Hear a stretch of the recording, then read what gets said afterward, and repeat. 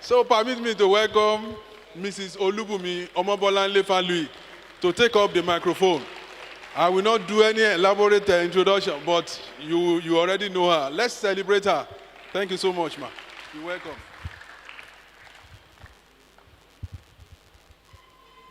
Let me dwell on the existing protocol because of time and because your time for lunch is beyond the schedule. Most so they are not even on seat. But let me say, distinguished colleagues, let me congratulate you for being present at this kind of workshop. When we were younger administrators, we didn't have this kind of opportunities. Do you understand what I'm saying? So you are privileged to have this kind of training at this time where expectation is that we meet the world standard and then that we are relevant in the scheme of things where administration is concerned in the university. Without wasting our time, the title of my paper is Modern Trends in Minutes and Report Writing. Introduction, I know you have heard a lot about what registry is all about. It's the hub of universities administration that provides services for the day-to-day administration of the institution. And the registry represents the necessary bureaucracy required for effective coordination of activities in a university. Of course, we all know that the business of the university is conducted through a committee system. It's a system of collegiality. Different people coming together in a university. You have professionals, you have the technical staff, you have the administrative staff. You have everybody coming together to form a committee to take decision, to take informed decision. And, you know, in a university, we don't create monsters. You don't have a sole administrator. All you have is committee people coming together, 2, 3 good cooperating heads coming to take decision. And then the continuity and sustenance of the traditions, culture, values, practices, legacies of the institution lies in the adequacy, effectiveness, or otherwise of its records. Hence, the registrar, and by extension, of course, is officers, is the official in charge of the life and times of the university. What do we mean by life and times? We are the institutional memory. We keep records. We are the facilitators and implementers of decisions. At inception, when staff come in through recruitment, they meet the registry. During the course of their career, they still meet with the registry, their welfare, their promotion, registry processes them. And of course, at exit, when they are either being disengaged or they are retiring, who processes that too? It is the registry. That is why for the staff, we are life and times. And when you talk of students at admission, they meet the registry. And during the course of their stay in the university, whether as student affairs officer, whether as the DR or the officer in charge of academic matters, they meet with you. And of course, at graduation, they meet with you. And even post-graduation, who do they meet? It is still the registry. So that is why we are the life and times, we are the institutional memory of the university. And then meetings. A meeting is an assemblage of people for a common purpose at an agreed avenue. That's what a meeting is about. If we say we have a committee, we're running a committee system, what does the committee do? They meet to take decision. And the success or otherwise of the collegiality of the university is embedded in the duty of the administrator as secretary to all committees. I'm sure you have heard that over time since you started this workshop, what your roles are. I'm sure Chief Ladipo said a lot about it. I'm sure Mr. Yoguruku also said it, and I'm sure tomorrow you will still hear a lot about our responsibilities as secretaries. Some may ask the question, are we member secretary or are we just secretaries? Sometimes you could be secretary and member. If you are attending administrative meetings now, you are a member secretary because you are also an administrator. So in that capacity, you are a member and you can also serve, one of you will serve as secretary. But if you are a secretary, like the registrar now is a secretary at Senate, because the difference between that, I will later explain it to you. Types of committees. There are different types of committees, but I'm only dwelling on 3 because the other ones also fall whether under 1 or 2 of them. Statutory committees are committees that are established by the statutes and the rules and the laws of the university. For example, the council, the organs of governance in the university, the council, the senate, the congregation, and of course the convocation. And the way and manner, the mandate of this committee is as specified by the statute and the act of that university. Standing committees are committees that are appendages of the statutory committees. They are permanent committees. They are clearing house for the statutory committees. They attend to routine matters of the university. For example, the appointment and promotion, the student or staff disciplinary committee. Those are standing committees. They are there.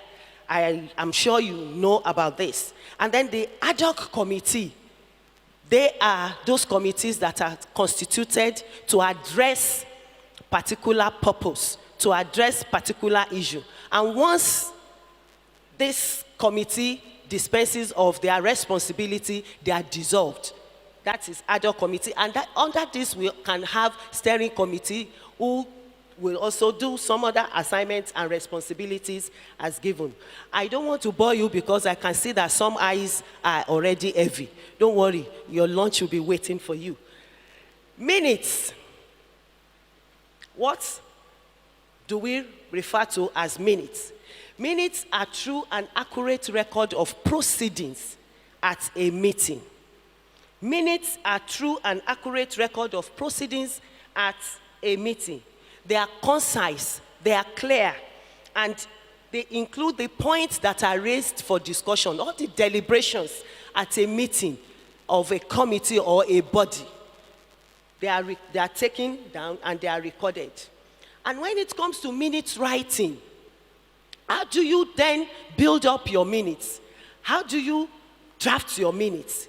Minutes writing is a very crucial part of formal and semi-formal meetings that helps the attendees to keep track of all the business considered during a particular meeting.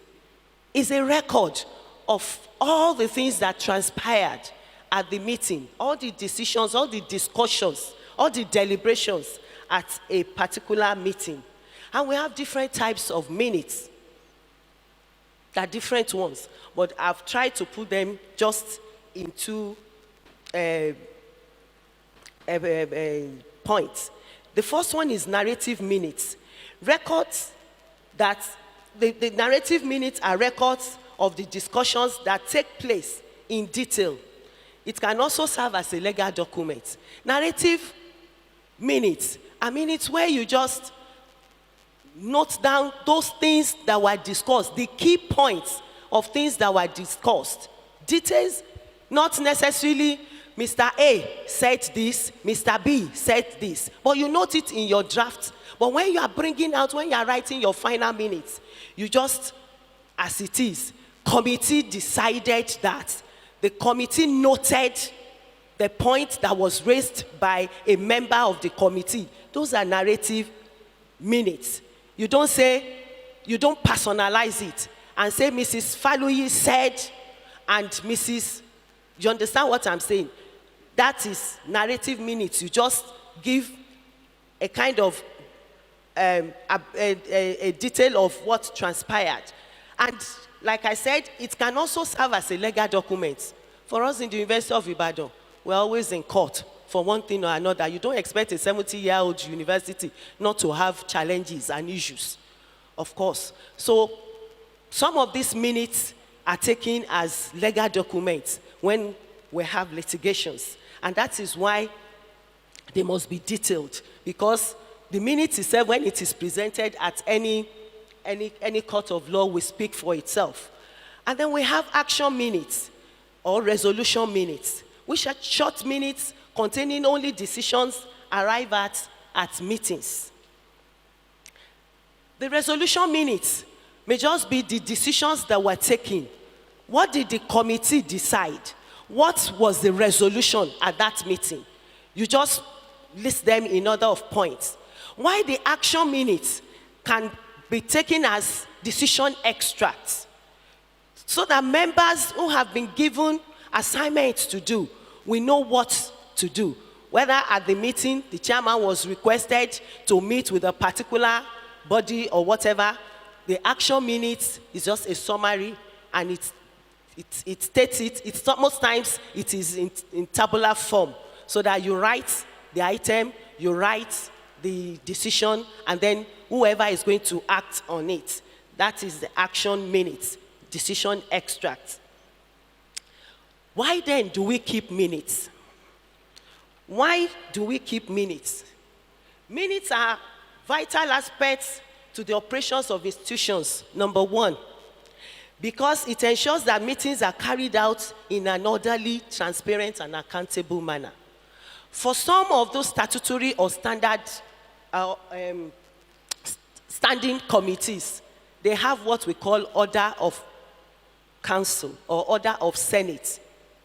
Some fledgling universities may not have that now, but is a tool that helps you to run your meeting properly. It guides members, it guides both the chairman and the members, as well as the secretary.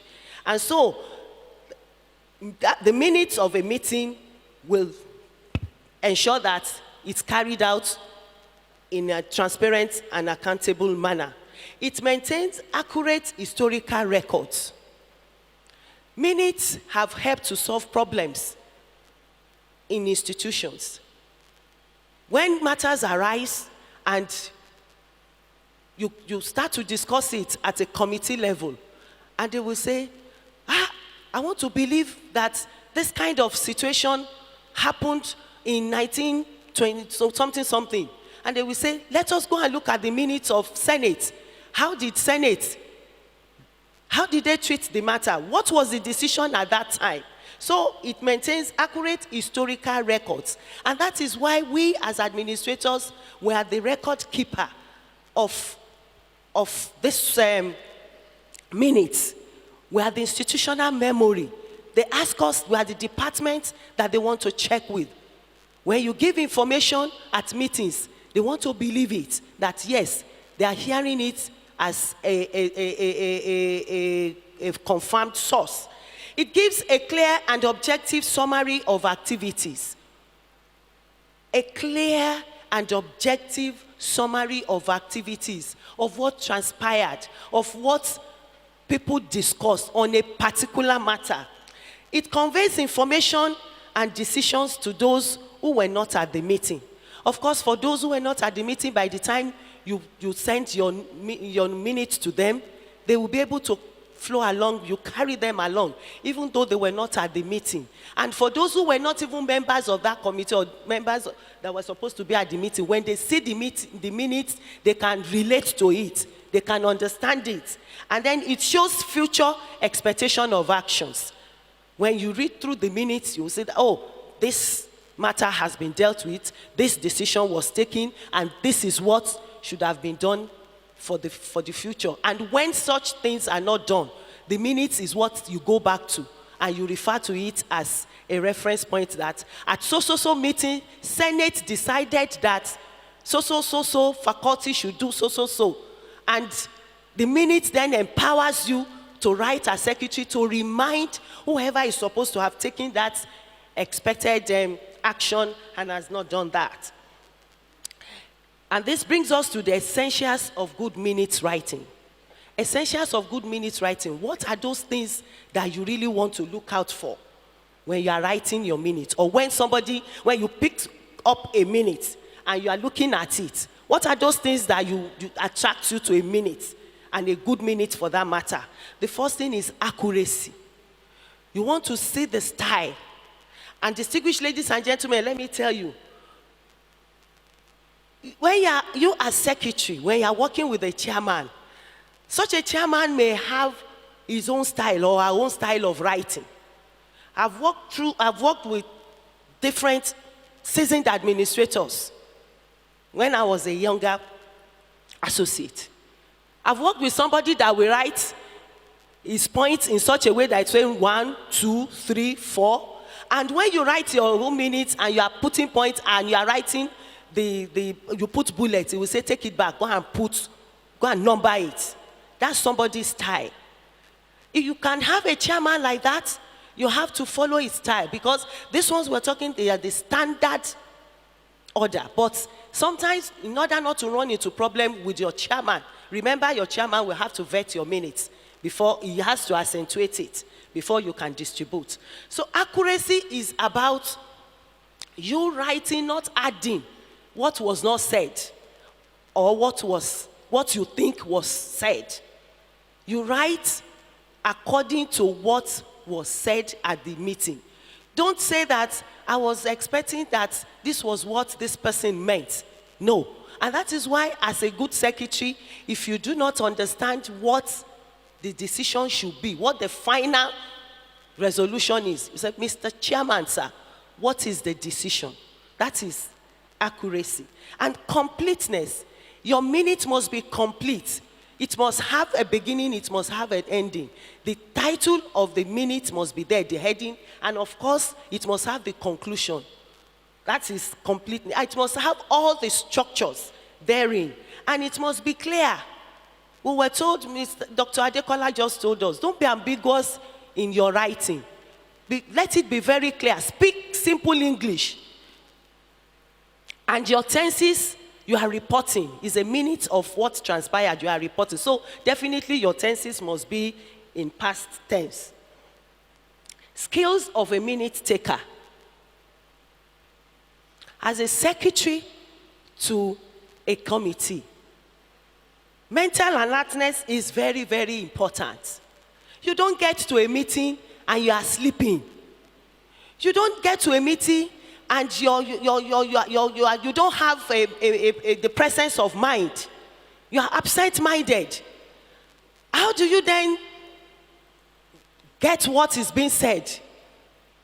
When you are here and there, you are not organized. You are looking out for whether the caterer has brought the food. You are looking out at whether the envelope for the sitting honorarium is already packed, whether Bossa is sending the money. You will lose some of the points that will be said at meetings. So your mental alertness is very key. And then a good listener who is attentive. Many of us are not good listeners. We like to listen to ourselves. We don't listen. Remember that you are the secretary, and these people, they talk into the air. They just talk and talk and talk. They speak English. And they expect you to capture all the sneezing, all the coughing that they do. And it's your own responsibility. You cannot give excuse. You must be a good listener who pays attention to details. It's very important that you pay attention to details. Everything, including the body language. Things that are not being said, you must pay attention to them.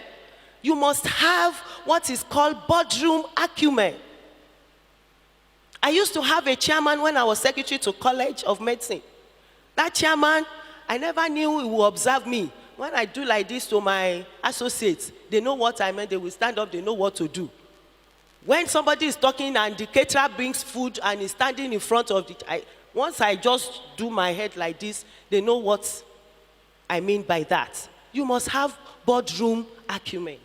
And you must be IT savvy. We have been discussing that throughout yesterday. Today, people have mentioned that to you. For you to be relevant, in the scheme of things now, you must be IT savvy. It is very, very, very, very important. And an excellent organizer. You are not expected to come late to the venue of the meeting. Your chairman should not be sitting waiting for you to come as secretary. At least 30 minutes before the time, you must get to your venue. Ensure that the environment is friendly, the convenience is okay. Ensure that if it is a meeting that will require the use microphone, that the microphones are working. It's not when the chairman comes and they are doing testing. It doesn't portray a good secretary. And an excellent organizer will ensure that everything is put in place. Background informations, you have put them, you have read everything from your agenda, you have looked for information. When it is time, you say information. Because secretaries, you are not just to sit there. You must be seen and heard. Yes, you are not a member of the committee, but you are a very vital member. You are very important, because after the chairman, you are next. Articulate and with good command of English. You must have a good command of English. And then this brings us to minutes layout. The title of the minutes: there was a meeting of Senate of the, the heading, University of Ibadan, or University, Redeemer University, whatever, and then you say there was a meeting of Senate, so, number, whatever, and you put the date and everything must be there. The title is important so that anybody who picks your minutes will see what the story of the body will be. Composition of membership is important. As a secretary, you must know all the members of your committee. You must know the chairman, you must know those that are substantive members, those that should be in attendance. And it is important, not that when you get there, when you are to write the list out, you just put only a professor. You must know even the details to their initials and to their full names. It's very, very important. And then the opening. It depends. Some start their meetings with prayer. Some will say there's no prayer. Some will call on people to lead. Some will say everybody should bow down their head and pray according to your faith. And then the chairman will give an opening remark. It all depends. Or chairman may just say that this meeting is called to address so. So there must be an opening. And then consideration and adoption of the agenda. Because you would have, pre-meeting, you would have discussed the agenda, items to be brought to the meeting, items that will form the discussion at the meeting is the agenda. And you would have discussed that with the chairman. And then that agenda they must adopt it. The members of the committee must adopt it. And at that point, if they have other things to add, they add. If not, that will wait for a later time during the course of the meeting. And then reading and adoption of minutes of the last meeting is important. They must consider the minutes of the last meeting and see that it is a true recording of the proceedings that transpired at the last meeting. And then they must adopt it. You must know who adopted the minutes. And then the first person to bring up the motion and the second person. And then you put it adequately and accurately. And then deliberation of matters arising from the minutes. There will be matters arising. Sometimes you itemize matters arising separately. You may say matters as listed. And then you go to the new matters for consideration, which is the substantive agenda. Those things that actually were fresh items to be discussed at the meeting. And of course, any other business that they were not initially on the agenda. Maybe it came in the course of discussion, or it came to mind after the agenda had been adopted and is not part of matters arising. AOB. And then, let me quickly tell you that AOB, there was a time that a chairman felt that somebody brought a very serious matter as AOB, and the chairman turned it down and said, no, secretary, this cannot go. AOB, this matter must come as a substantive matter. It cannot be taken as AOB. We will only note it, bring it back at the next meeting as substantive agenda. And then adjournment. There must be an adjournment. Somebody must move motion to get to say that this meeting, we are adjourning it for another time. and then there must be closing. Note taking at meetings, the do's and the don'ts. The do's and the don'ts of minute taking. 1, get there early, like I said. Don't rush in at the last minute, else you will not be organized.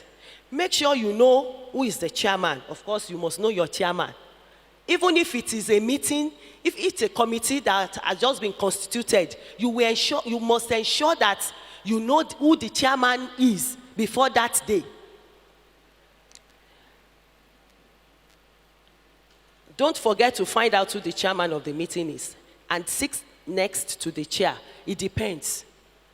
But most times, the secretary is better to be beside the chairman, whether to give information, to help him guide the meeting. At the same time, if the meeting is not the one that you will stay very close to the chairman because of one reason, don't stay too far. Because like I said, you must hear every details of what is being said. When you sit too far, how do you then, because sometimes there may not be microphone and people may not have their voices may not be very audible. So don't sit. Organize sitting and refreshment. And don't forget the environmental factor, like I've said. You must ensure that the venue of the meeting is highly conducive for members of the committee. Check that everyone has papers and takes spare ones. Don't assume that everybody will bring paper. These days, in this era of IT, you say you have sent it by email, you have done everything. Ensure that you still take.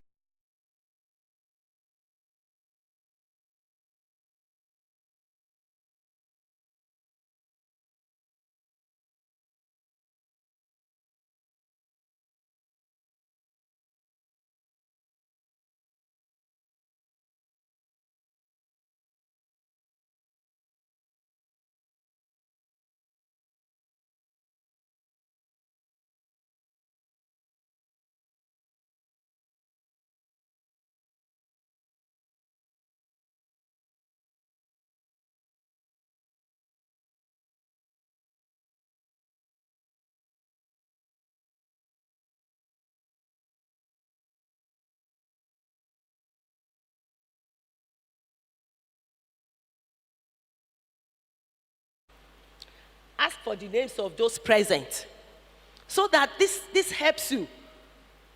Don't be embarrassed to ask people their names. If you are not sure of their names, sir, please, I want to get your correct name. Because at the next meeting, when they are reading the minutes, they will begin to spend more than necessary time to correct your minutes. But when you have done the needful, on that first day when the meeting held, you won't have much problems at the next meeting. And listen carefully, like I said, don't go to sleep. If it is like this time now that many of your eyes are heavy now, buy Orogbo, buy sweet, buy Tom Tom. Just stylishly slot it into your mouth. It will keep you awake. I've seen secretaries that will even do those and they will be snoring. You will be doing them like this. Oh, my God, oh, my, sorry, ma, motogbeloni. That kind of a thing. How can you be dozing? Take note of keywords and decisions. It is important. Don't try to want to write down every coughing, every sneezing that they do. Note tangible things that were said. The keywords. Because those are what will help you to build up your minutes. Ask for clarification. Don't sit there and worry because you don't not understand. Sometimes I see some of my associates, they will just be frowning. They will, what is it? You say, and I'll say, Mr. Chairman, can you come again? So that Secretariat can capture the decision. It's important. Don't be shy about it. As an administrator, you must be bold, you must be confident. So ask for clarification. Check your notes with the chair. Don't circulate without the chairman seeing your minutes. It's important. You send it to him as a draft. Sir, kindly vet this draft. He's the chairman, let me tell you. He owns the meeting. The chairman owns the meeting. And that is why any member that wants to address an issue will say through the chair. And when the chairman does not call somebody and is just talking, they will say point of order. The chairman owns the meeting. And you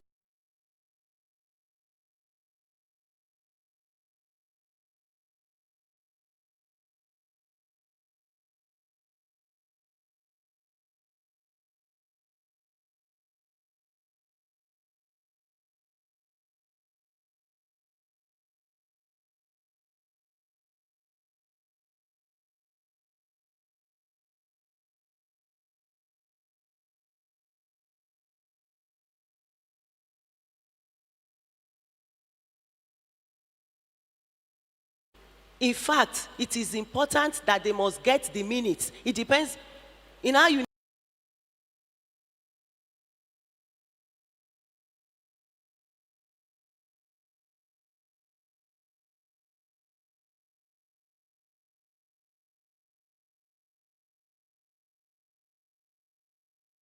page of the minutes is to be consecutively numbered.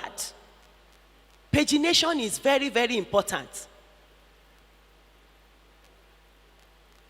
These days, because we do our typing ourselves, sometimes we don't number.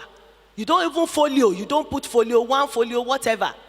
And it is important because it is what will guide the meeting. It will help your meeting to flow well. Because by the time they say page 213, folio 15AB, everybody knows where it is because it flows along with the number of the agenda. The order of the items in the minutes should reflect and be numbered the same way as the corresponding items in the agenda for the meeting. From your agenda, you get the minutes of your, or the numbering of the items of your minutes so that it flows and people can relate well to it. Adopt a system for numbering each matter for ease of reference. This one, you know, like I said, you adopt minutes of the last meeting. And when there are matters arising, you number them. If it is 4 years that matter has been coming to your committee, your numbering should reflect it. So that if they want to make reference to what was said on that matter 2 years ago, it is the numbering on your minutes that takes them back. It gives a clear flow. It tells a story of how the matter has been discussed. The past tense should be used when recording what happened at a meeting. I've said that earlier. Clear headings should be used to separate items, yes. Where applicable, the title of the minute should identify whether the minutes relate to an ordinary or special meeting. The date of the meeting is important and should also be included in the title. If it is an extraordinary meeting, you say so. If it is a special meeting, you say so. If it is an emergency meeting, you say so. In the title, let it read extraordinary meeting of 400 and whatever. You put the date. It's important. Like I said, these minutes can become legal documents. You may have to tender them in the court of law. So it's important that you do the needful. Minute writing also have challenges. And what are these challenges? Lack of relevant training. Some of us, we need training.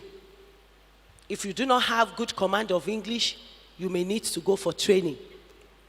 If you do not, for some of us who have never worked, maybe you are just joining the university system. You are coming from a private organization.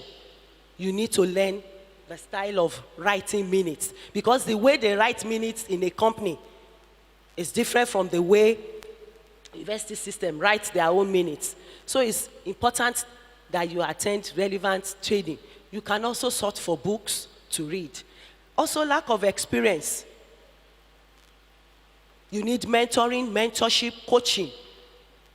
There's no harm in giving your minutes to a very senior person. Sir, please, I've tried to draft my minutes. I would like you to vet it for me. It's a learning process, and before you know it, you too will become a guru in minute writing, and people will be bringing their minutes to you to vet. Health psychological issues could also be an issue. If you are not too well and you attend a meeting, somebody that should have a good mind presence and the head is banging, how will you hear what they are saying? Or you are running tummy, you are standing up at every 30 minutes to go to the convenience. During the course of that, you may lose out, or you will say, Mr. Chairman, I'm coming. That's why sometimes you need a good backup, so that even if you have to step out, there is somebody that is attending to it. But you take care of your health and psychological issues. If you need help, you seek for help. And then excessive socialization.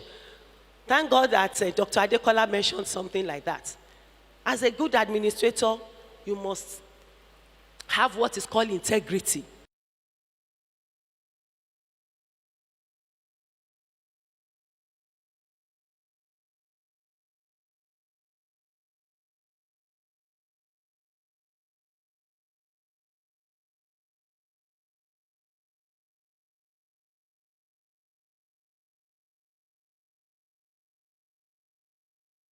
At your committee, how do you manage that information? He gave a very good example of if it's a appointment and promotions meeting, and your wife's case was stepped down or was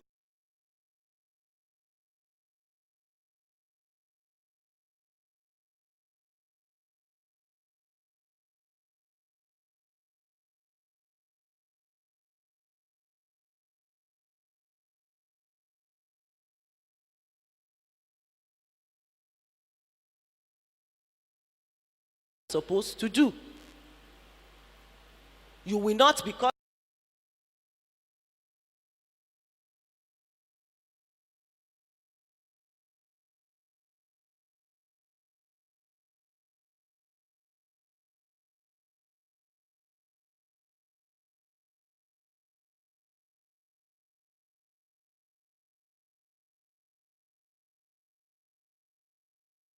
I've mentioned it, I don't want to waste time. Minutes of meeting of whatever committee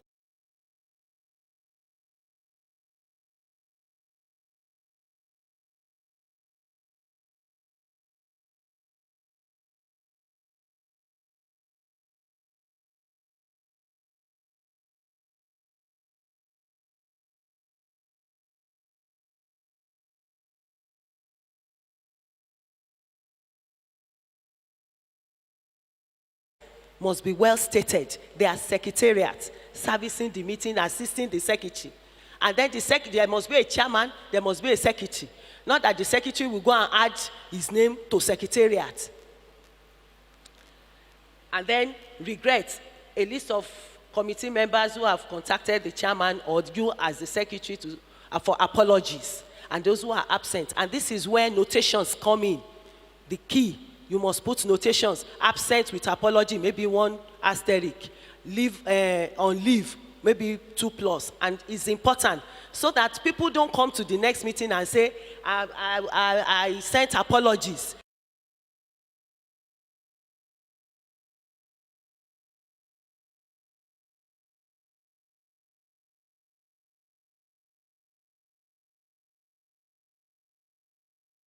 Minutes, I've mentioned that. Addition to the agenda, I think I've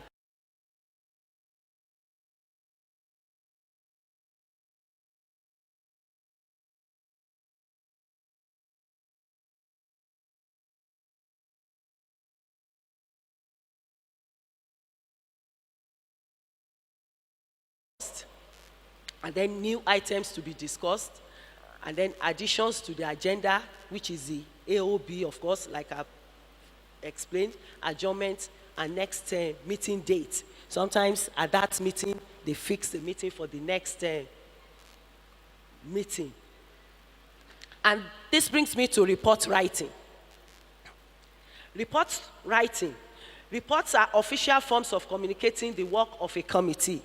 It is a documented work created for the main purpose of transmitting information or narrating certain events in a broadly presentable form. And it provides reliable data which can be used in planning and decision making. You can see the report writing is a bit different from minutes writing. But before you get to report, you must have met on several locations with your minutes. Minutes of the first meeting and all those things. But report is not a summary, a detail of your investigation or whatever it is. I will come to that, don't let me jump.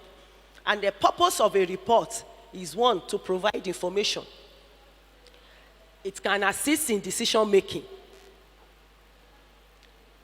And it's like we have said, it's also for record keeping and analyze and solve problems. There may be a problem that we want to solve, and then they will set up a committee to look at that problem and bring up recommendations and solutions to such problems. For example, student crisis, union crisis, and then present the findings of an investigation or project, a kind of assessment.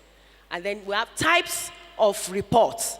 And the first one is investigative report, which is investigative in nature. It can be an inquiry, it can be a panel, of inquiry. They want to find out what is the root cause of why students went on rampage or whatever.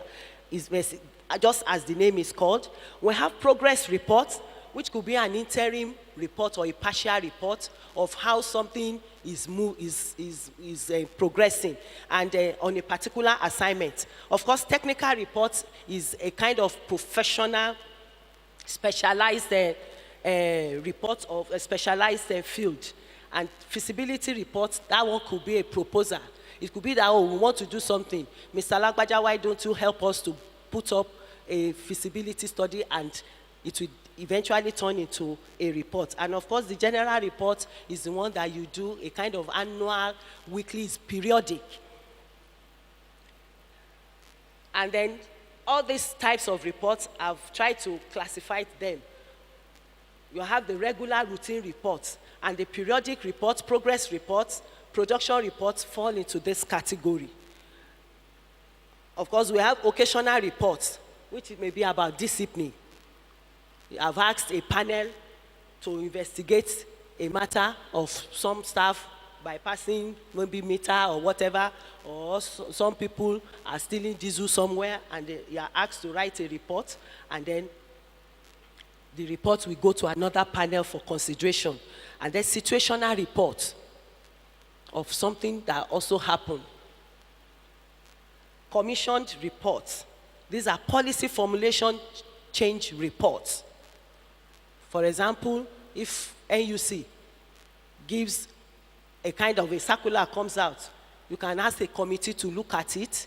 How did it come about? Or in that university, we may say that, we need a safety and whatever report, and we set up a committee. Let us form a policy on safety and guide policy. And then you set up a committee to do that, and when they finish, they write their policy formulation report. Investigation report, I've said that. Feasibility, I've explained, and also proposal. Attributes of a report. Any report must have facts that are accurate, adequate information substantiated with facts. Your report must have accuracy. It must be well written in such a way that it is what you find out that you write. You don't go beyond what you have seen. And this must be substantiated with facts. Clarity. The language is clear and concise with short, simple sentences. You don't like long sentences. At least maybe 15 words in a sentence is enough. Not to write 3 long lines of a sentence. You must make it as clear as possible and use simple English. Don't use ambiguous language that somebody will pick your report and they will not be able to relate to it. Logical flow. the subject matter is expected to show some logical reasoning. It must flow from the heading, the terms of reference. That is, your report must show that flow, that you know what they're looking for when they pick your report. And use of sections. The report should be broken down using sections and subheadings. There must be the heading, the main heading, and then the subheadings that will also be titled to show that this is in relation to the main heading. Then timeliness. Deadline for submission is usually given. And as a good secretary, you must ensure that you keep to the time of submission. And then illustrations, charts, and diagrams are a creative means of presenting information. They can be used to aid the understanding of the report or emphasize a key point. When you attach diagrams and charts, it makes it more explanatory. It attracts people who want to see. Sometimes they don't want to just read prose. Stages or steps in report writing. This one has to do with what you do before you put your report in place. Analyze the task. Clarify your terms of reference. Brainstorm. You as the secretary, this is the term of reference. What are we expected to do? What is our mandate? You must, as secretary, must understand it. And then you organize and plan how you want to go about it. How many people are we interviewing? Are we going to go around and ask for submission of different?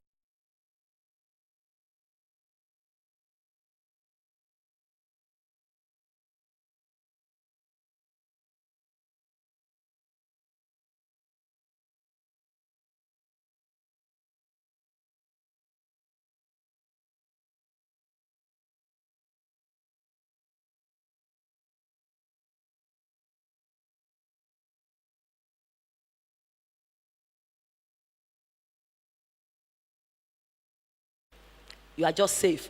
Organize and structure your information.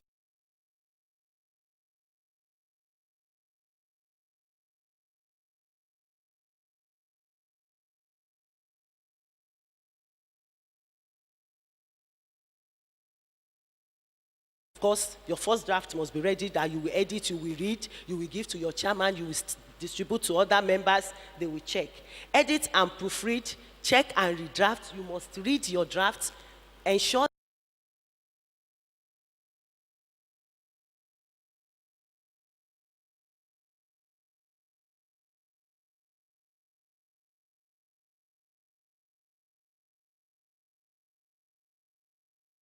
of a report, I have used this to explain it. In a report, there must be the heading. Because now I can see some people, those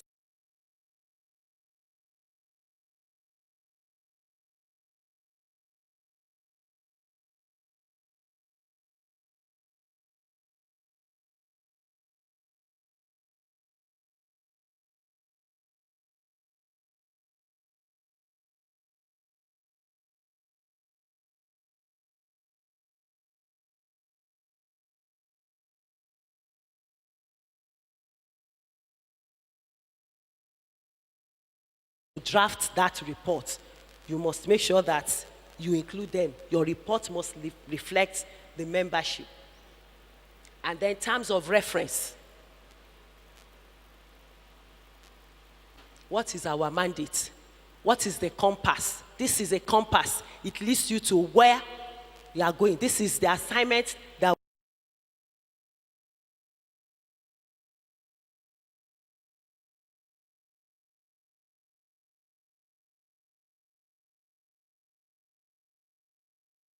is, how do I call it? Is they know their functions. They know their mandates in that body. And then a report must have a body that is sustained by the circulatory system. Your report must have a body. And this body is sustained by the circulatory system. I will explain it in a jiffy. The blood circulatory system, we all know what blood circulatory system does. So let me take it back. So if your report must have a body, What is expected in that body is everything that you have done, everything that you have looked for must be in that body. We all know that blood is the lifeline. So also is information. All the information that you have garnered in the course of your investigation is what will form the body of your report. And this report, these are veins, and we know what veins, we know what they do. They are channels in the body. Therefore, your report must be all-encompassing. It must have the TOR, the body of your report must have the TOR, and there must be a link between the two. And then the blood circulatory system, it must cover every item, just like blood goes around the body. It's the lifeline of a physiological body. So your report must also have that.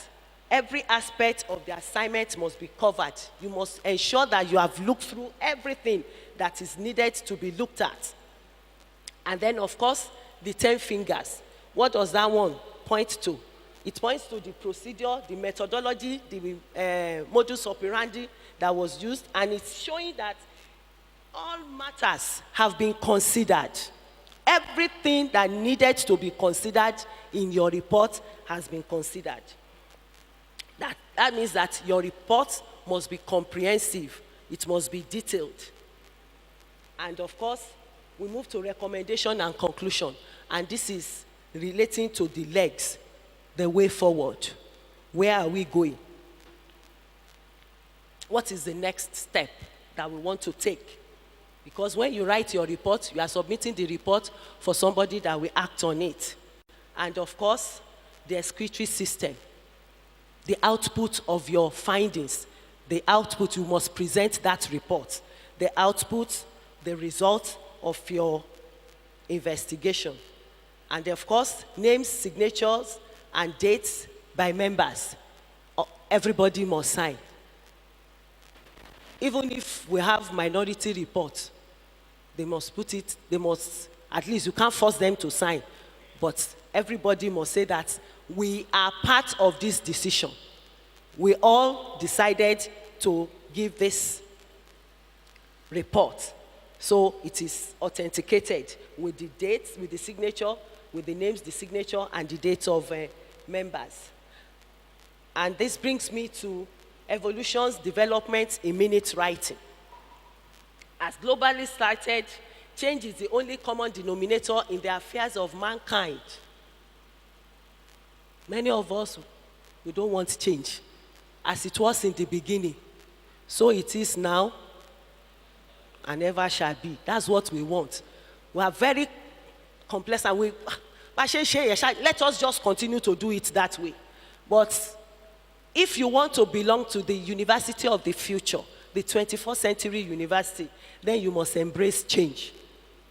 And in this wise, there is no gainsaying that there have been evolving trends in minutes and report writing. And the major development noticeable in minutes and report writing is due largely to the introduction of automation. That's where we are going. Dr. Adekola told us, and we all do it. We want to send our notice of meeting now. You put it on WhatsApp, you send it through text messages, you send it through emails, and some people will still be looking for hard copy, which they may never get. That era is far disappearing. Every 30 minutes, I make sure I read my email on my handset because there is somebody somewhere wanting to get his or her transcript. So I must ensure that I check my mail, whether somebody has sent something to me, whether the and my own vice chancellor is seriously IT compliant. Talk of Facebook is there, talk of WhatsApp. Every time I'm checking whether a guy has sent something to me because you have no excuse to say, me need that or I have not checked it. You cannot afford to do that. Sample of minute software, the Meeting King. We are also trying to start it. We have not used it. Even to buy the software, we have not been able to. But this is one of the things in the course of having to answer to my brother's call of support. This software is Meeting King.